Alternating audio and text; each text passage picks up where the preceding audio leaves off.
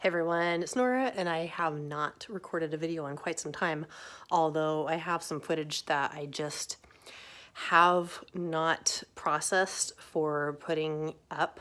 It's just been sitting in my phone or on my MacBook for a while, and I just haven't taken the time.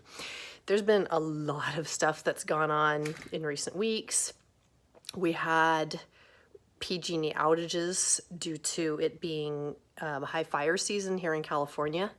And as a result of that kind of stuff, I've been getting a little bit behind. We also had a fire that happened, the Kincade Fire, that happened about a week and a half ago.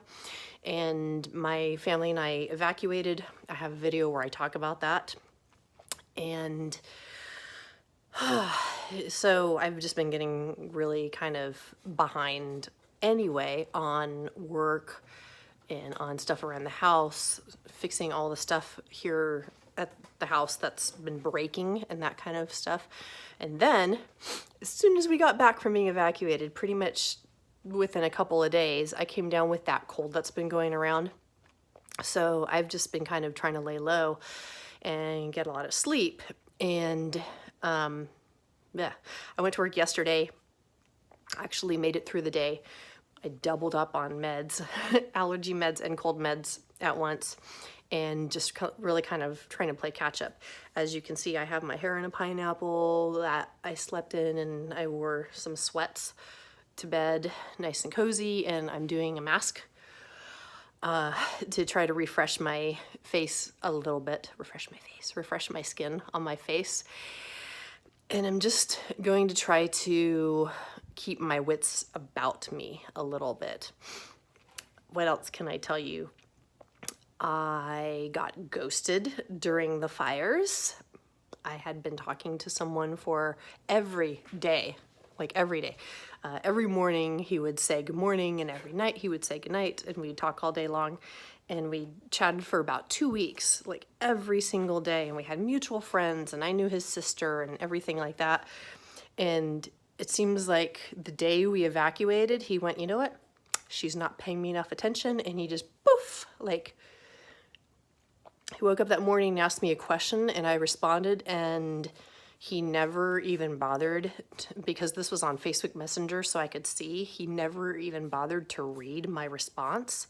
So after several days went by and he just like never read my response, and I could see, because it's Messenger, right? It's Facebook Messenger. I could actually see when he had been on Facebook last, and he had been on Facebook but still hadn't bothered to read my message. After several days, I finally just said, well, it's been nice chatting, and he never bothered to read that message either. So I just went ahead and went, you know what?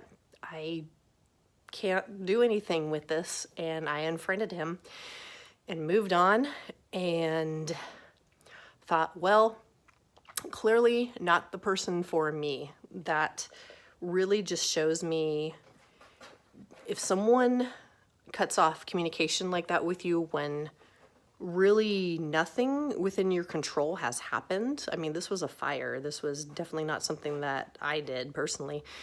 That to me shows a serious lack of communication skills. I have a friend who supports the use of ghosting if it protects you from receiving a barrage of angry text messages back from that person. You know how some people will kind of go off if you say you're not interested. That was not the case here. This was a case of someone who either couldn't think of what to say or was afraid to say. And my guess is he was afraid to say that he had met someone he thought was more interesting to him. It tends to be something super common, I feel like, with, I don't know how often women do this, but guys do it all the time. And in 2019, I found that actually most guys ghost. Not all. I think I found maybe 4 this year that didn't.